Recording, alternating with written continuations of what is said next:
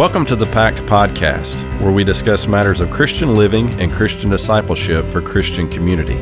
PACT stands for Prayer, Accountability, Confidentiality, and Truth, essentials for doing life together in the local church.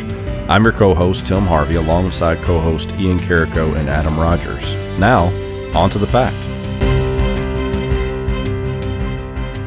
Welcome back, everyone, to the Pact Podcast. We are so thankful that you have tuned in today, whether it is morning, noon, or night. We are always very grateful for all of our listeners and thankful for all the contribution that you give to us and feedback.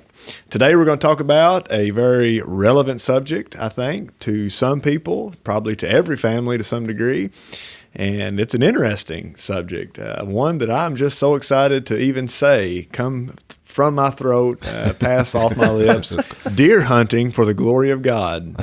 Deer hunting? Deer hunting, yeah. So or all hunting? We're all hunting, yeah. I guess I should. Deer season's in, though. But deer right. in. It's on our mind. Yeah, so I messed that up right on the front end. But all hunting, and how that relates, all seriousness, how that relates to the Christian. Since either we are a hunter to some degree in some season, of course, now is deer season, and more people are probably out in the fields than other times in the year. But also, even if you're not a hunter, you know somebody, and we just wanted to address this subject. And so we're going to tee it up today, really thinking about going in the Scriptures, the book of Genesis, and really starting at least from the idea when the Scriptures talks about having dominion over the creation. And from that point, we will see where this thing goes. Can I just say before we get into this that we have encouraged people to listen to other podcasts like The Briefing by Al Mohler and Ask Pastor John. This is probably a topic you will not hear on one of those other podcasts. Nope. I'll just say that. I wonder if Dr. Mohler's ever been hunting. Bird hunting, maybe? Well, nah, I know he fishes. He's a big fisherman, Does he right? now? I think he is, yeah. Oh, He spends I've seen some pictures, I think, on social media. Interesting. Well, Dr. Mohler, if you're listening today, just let us know. Yeah, right, yeah. That's wishful thinking. Yeah, share our podcast with all your listeners and see what happens. But when we think about that, Adam, going back to Genesis, this idea of dominion and creation, of course, and the idea of hunting, take us from that point, and we'll just see where this thing goes. But I think it's good to start there because that is sort of our, I think, a foundation for this whole subject. Yeah, so in the very first chapter of Genesis, whenever God makes Adam and Eve, we have a creation mandate there. He says, let us make man in our image, male and female, he created them. And then there in the same verse, in chapter 1, verse 26, he says, let them rule over the fish of the sea, over the birds of the sky, over the livestock of the earth, and over every creeping thing that crawls on the earth. So God created man in his own image. In the image of God, he created him. Male and female, he created them. And then, of course, he tells them, be fruitful and multiply, fill the earth and subdue it, and rule over the fish of the sea, over the birds of the sky, over the fish of the over everything living thing that moves, and then it goes on to say, I've given you the land, I've given you seeds, trees, etc., for you to cultivate in the garden. So right there in the opening, I mean, God has created two of his creatures to be the pinnacle creatures to steward creation, essentially. So you got this cultural mandate and this creation mandate for them to subdue the earth, maintain it, cultivate it, see that it grows. Not only that, but to be fruitful and multiply, have children, in other words, and then spread out over the earth, which is interesting, right? Because after the fall, after sin comes into the world, you've got that Tower of Babel situation. Yeah. Well, what's the whole issue there? They're ignoring. They're not subduing the earth, but they're also not being fruitful and multiplying, and then expanding the garden essentially. So, because their whole Adam and Eve's whole mandate was basically to see that the Garden of Eden spread over the planet, and they failed. They're kicked out of the garden. You keep seeing failure after failure throughout Scripture. So that's kind of the backdrop. Yeah. So I guess we have to ask the question then, when it says to rule over and to subdue, those sorts of things, well, how in the world are we supposed to do that? And there's a lot of different ways we could have this conversation, I think. Maybe in the future we talk about environmentalism, because that's become kind of a cultural religion, really, of stewarding the planet, but in their mind, the planet is all there is. And for the Christian, we could say, well, that's just all liberalism over there. But really, the people that are supposed to be the most concerned about the planet and stewarding it in a right fashion is Christians. Farming practices. Now, I am no expert on farming, but I'm sure we could get somebody in here to talk to us about sustainable farming practices that not only benefit the crop and the farmer, but the environment as well. So hunting is just one of those avenues that we all, not all of us enjoy, I guess, but many of us enjoy. And it is an aspect, I think, that we have been given dominion and stewardship even in the game that we hunt. And there's different ways we can work that out as well. Yeah. I think, which I don't know if we want to talk about it today, but there's an interesting kind of distinction. And I'm sure theologians have talked about it in different ways for years, but between the blessing that was given to Adam and Eve and the blessing that was given to Noah, because Noah, he says, as I've given you the plants to eat, I now give you all flesh to eat. Right. And so a lot of people would think, well, the blessing, maybe the practice was there, but God gives the blessing explicitly to Noah to eat meat, and so, of course, obviously you've got that happening with raising livestock, but hunting would fall into that category as well. The blessing to harvest. Yeah, that's a good point, because really what we're talking about is a post-fall stewardship. So I don't think there was no bloodshed until Adam and Eve sinned. God, kills an animal and covers them with the skin, which is not unimportant, by the way. That's that what you just said. That's a pretty significant statement. There's probably people listening who've never thought of the idea that death coming into the world because of sin means all death coming into the world, not just human death, but just death, period, coming into the world because of sin, which means there was no death at all before the fall. Right. So, yeah, exactly. So then now we're post-fall, and death is rampant, obviously.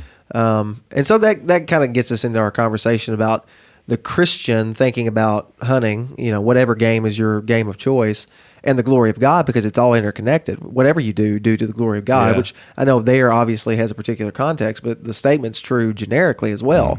And many of us who enjoy going hunting, deer hunting, turkey hunting, whatever, we enjoy. There are certain aspects about it that are easily spiritualized. I was just joking yesterday. I went to the farm during modern gun season. Didn't see anything, but didn't really expect to. I got a late start. There's a lot of traffic coming in and out right now. Where it's my father-in-law's property. So long story. Didn't really think I'd see anything. And I didn't. But when somebody asked me, I was like, tree therapy. It was good. It was just good to be outside. Yeah. And so, like, there's aspects of hunting that we all can say, who enjoy it, can say, well, this is easily a way I can glorify God because I can be out in nature and enjoy Him. Well, sure. But what about hunting specifically? What about taking of game? Is there anything that can be glorifying to God in that action? And I think there is. And I think that's what we're kind of what we're moving towards. Well, one thing would be recognizing that God has provided. Thanksgiving is here, and a lot of us remember reading stories and hearing pictures of those early Thanksgivings, and it was usually pilgrims holding a rifle on their shoulder, with a turkey, and so there's like the idea of hunting the game and giving Thanksgiving for the game were two joined ideas there. Which brings me up on a random thought, but I was thinking this, and that's a perfect segue. Is I don't know how many people listening to this watch shows like Alone on History Channel or those sorts of things, or maybe you're an outdoorsman, so you watch the Outdoors Channel or something. But if you ever watch some of these shows, especially if it's shows on History Channel, Discovery Channel, you watch these competition shows, and they have to take game in a survival situation that they're competing for. if you watch, they thank the animal so often. Thank you for your life. Thank you for giving your life, even though you took, like that person took it. Thank you for giving your life so I could be nourished. And, Thanks that you stepped out just at the right time. Yeah, that's right. Yeah, yeah, exactly. Thank you for falling in my deadfall trap. Yeah, thank you that my arrow just happened to pierce your side, and now, yeah, exactly. So basically, but what they do is they thank the animal, and the reason they do that is because they have no one else to thank. It's this connectivity that they have to the environment, but they go no further than that. Yeah. The Christian, however, can have a connectivity with the environment because we are connected to the Creator. We are specifically His created, His pinnacle creation in His image, who is able to relate to God through nature. I mean, nature's not unimportant. God has given it to us to enjoy and for His glory. And so, but yeah, you get to a profound point there, because the thankfulness for the person who takes game, especially if you're doing it as a sportsman, a true sportsman, which we can talk about in a minute, then you're going to be one who is grateful for the game that you've harvested, to utilize it for some good, whether you like to eat it or not, or you can give that away. There's other practices that you can do besides just killing for sake of killing, that sort of thing.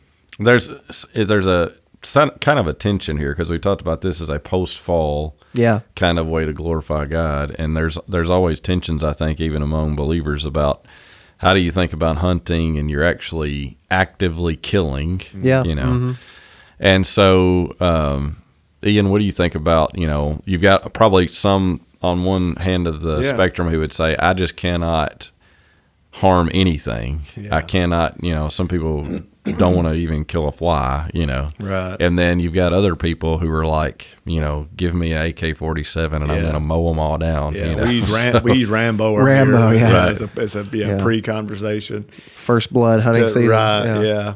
Well, and I, just thinking through this, I think one point in regards to those, if we want to call them extremes, we could call them just perspectives, is no conscience should be bound in regards to this conversation. And what I mean by that is, I think it is perfectly acceptable, reasonable, perhaps expected in a room full of people to have individuals say, I cannot kill the fly. I just absolutely, I can't do it. And then you're going to have somebody over on the other side of the room say, man, every squirrel that walks across my property, I paid my property taxes, that is mine. I'm taking it within reason of law here. We want to obey the laws of the land, so understanding that. Yeah.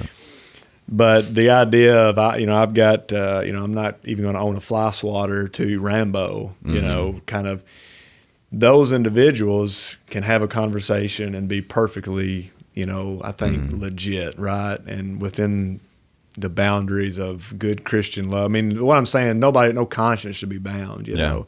But are there unhealthy, I guess, extremes there, though, or maybe ways that we could think about taking animal life that would be unglorifying to God? Right, yeah. And I do think, in regards to that, when you sort of just laying that foundation out there of understanding that there's going to be consciences out there that, I'm not going to force that person that is just on either extreme to really, feel out of place within the context of the law of the land, right? And doing what is appropriate. Like, you only have so many tags, so don't be going out there mowing down, So understanding that, I do think there is this unhealthy, thought or approach to, that idea of being just absolutely almost extreme, to the point that there's no, I don't know how to say this, but remorse for life, and at some point and Adam can follow up with this, or maybe both of you. I know Adam, I think, spoke to this the other day of something he had heard or somewhere, but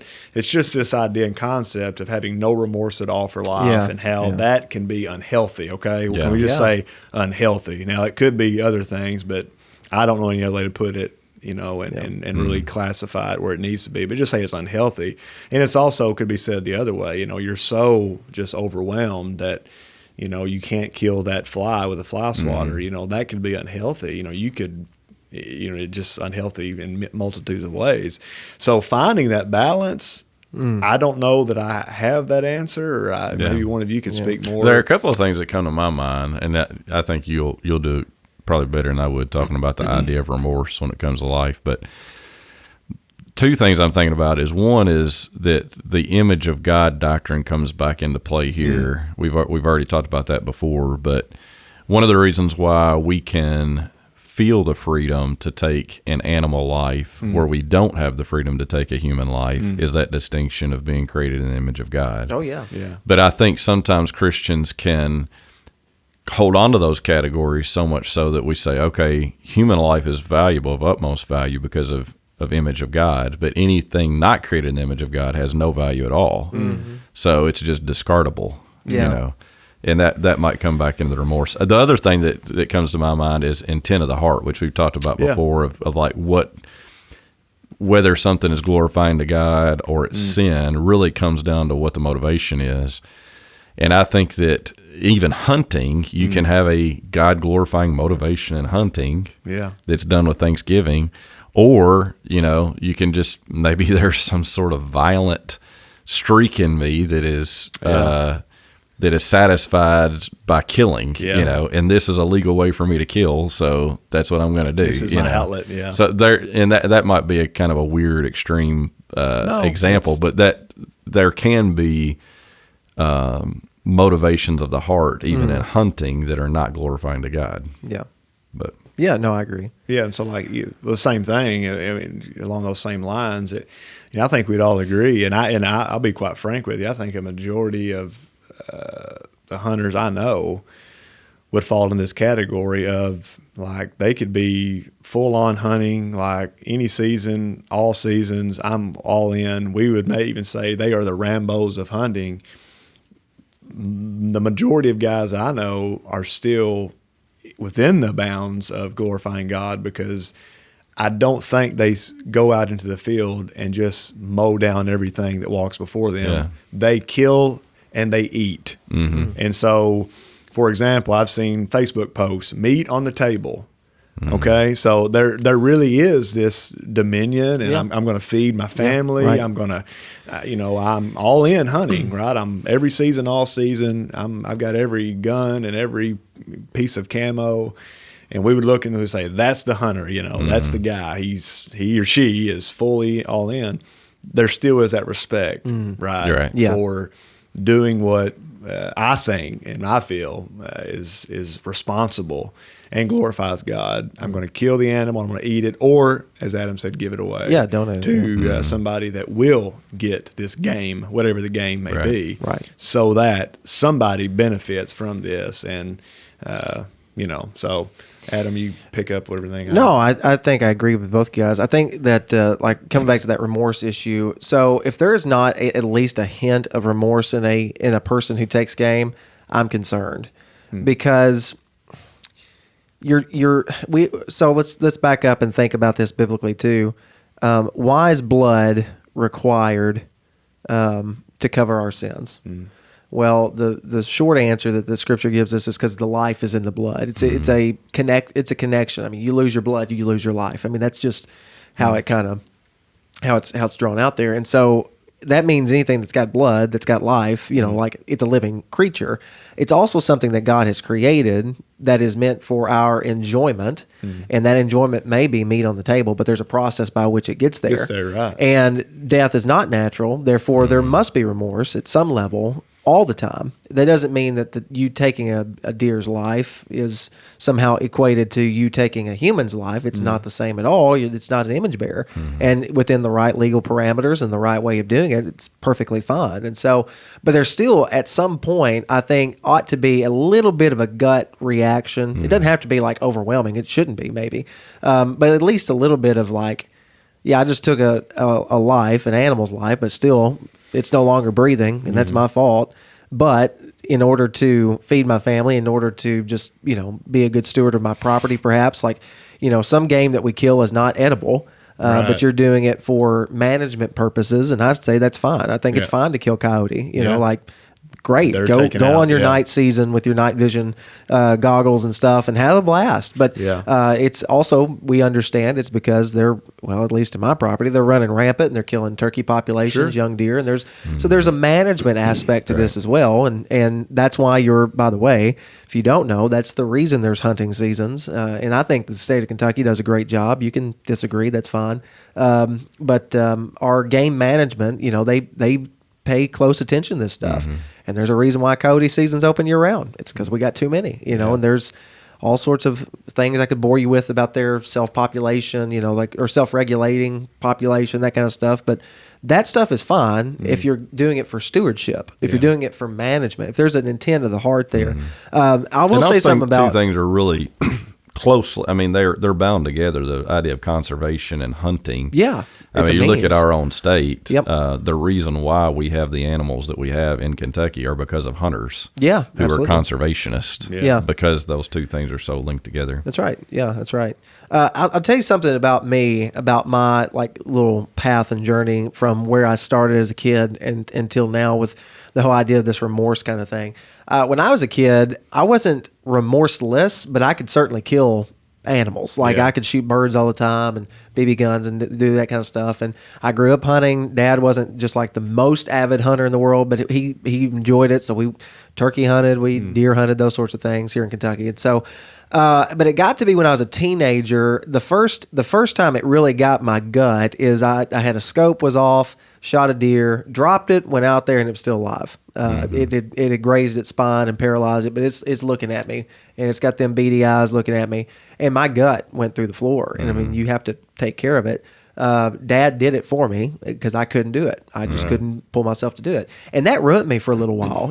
I didn't go to the point where I was unwilling to go hunting anymore, but it was like a kind of a gut punch. Like, that is a living creature, and it's easy to shoot them 150 yards out. It's hard when you're 2 feet away, And so it got... That's an interesting thing that you pointed out, because I was thinking of when you were talking about how there ought to be some remorse is the Old Testament sacrificial system.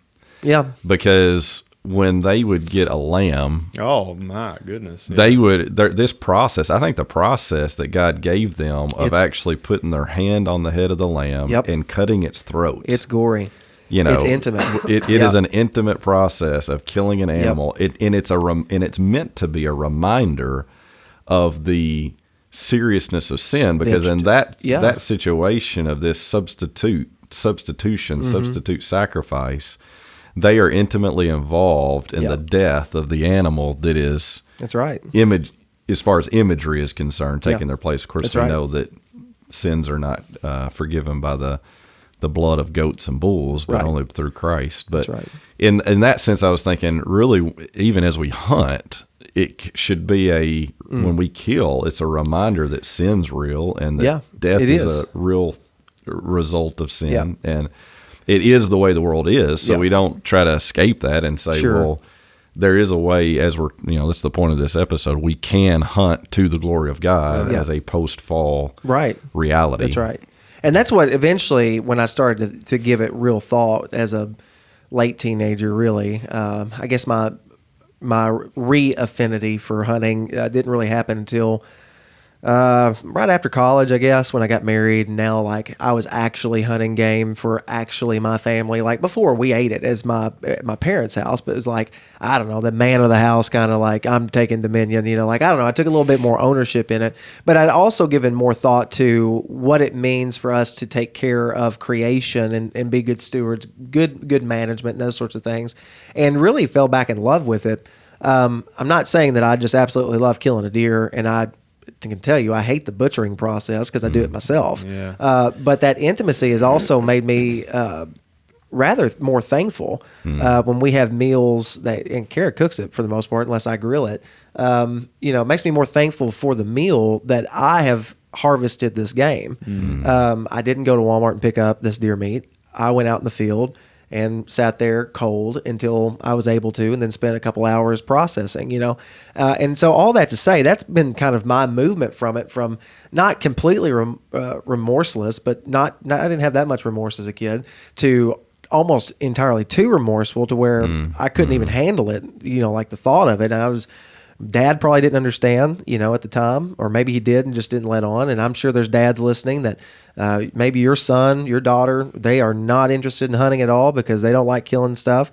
I'm just going to encourage you, have some patience with them and get to understand where they're coming from, because it might be as simple as what my experience was. There's an important lesson here too, because sometimes this idea of remorse for killing an animal is in our context bound to manhood. It is. Well, if my son can't kill something, is he really a man? Yeah. Well, that's true. And there needs to be some understanding, as you're saying, that understanding that this is a life that's being taken is a good understanding to keep, even as we are given the blessing to kill and eat. Yeah, I mean, look, I'm always looking for teachable moments with Haddon, and I'm sure I do a miserable job, but I can only hope that in years to come, if we go hunting together and he goes with me or whatever, that it's a teaching moment as well. Son, this is hard, to take an animal, and it's hard work once you've done it, to do it right and to steward it and to manage, all the things that kind of go into the process. But use it as a teachable moment to teach on death, to teach on, all those sorts of things that come with it, with stewardship. And so, but yeah, I would want to caution a dad not to be terribly upset if your son or daughter either are not interested in your hobby, and it be hunting. Don't push it. You can have, exercise your freedom and say, you're going to go with me once and then we'll see after that, whatever. But, I wouldn't push it too hard, because it might be, like in my situation, it was what I saw. To them, it might just be a misunderstanding. It might take some table talk for you to get to the point where you can go together and enjoy it. But also on the flip side is if you do have a son or daughter that's just intent on killing everything and shooting it in some wild ways that some kids are pretty proud of, that also is a teachable moment to say, hey, look, this is a creature that is not created in God's image, but it's a creature God created nevertheless. And we do this the right way. We do this as Christian sportsmen or sportswomen, and kind of go from that direction. So I don't know. I mean, that's just thoughts to. Maybe you're listening to this and you're in the deer stand this morning. So you're welcome for us ruining your hunt. But just thoughts to think on. And as far as the use of an animal, again, if it's an edible animal and you're not intent on eating it, I'll eat it for you. Somebody will. I know here in Kentucky now we have a program that you can donate your deer to. There's different slaughterhouses around the area and deer processing places that, as long as you, as my understanding is, as long as you have them tagged properly, field dressed, you can drop them off at those locations, and they feed people who actually need meat. Our food pantry here at Bethlehem, as a matter of fact, the last couple times we've given away has had deer meat packaged. And so there's a lot of ways in which, I know we keep saying deer, it's just what's on my mind, but there's obviously other game that we hunt that is usable besides just purely the hunt and chase of it. There's something that comes after the chase and after the kill, and I think as Christians it's important we consider what that is and how we can steward better. Yeah. And there's no doubt, as we close out the episode, this is what we might call an affinity, and I know that's a big word and maybe confusing, but this is sort of a demographic for Christian community. You have hunters that, when you think about it in terms of the community, some of you maybe duck hunt and you get your buddies together, maybe Christian friends.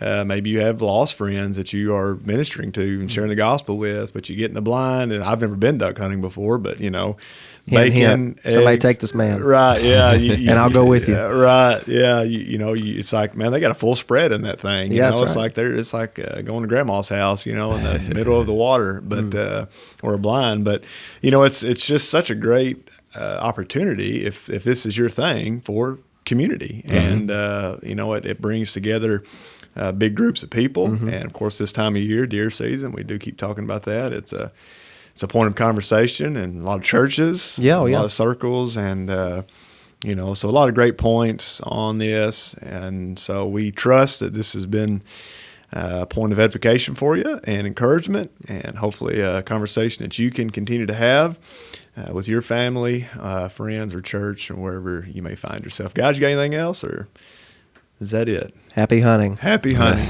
It's the best way to end it. Happy to the hunting. Glory of God. To the glory of God. Thanks for joining us. Thanks for listening to the Pact Podcast. Weekly, we get together to think out loud, discussing ethics, apologetics, theology, and how to apply God's Word to our everyday lives. Subscribe to our podcast on iTunes, Google Play, or Spotify. For more information about our podcast, to connect with us or our church families, visit thepact.podbean.com.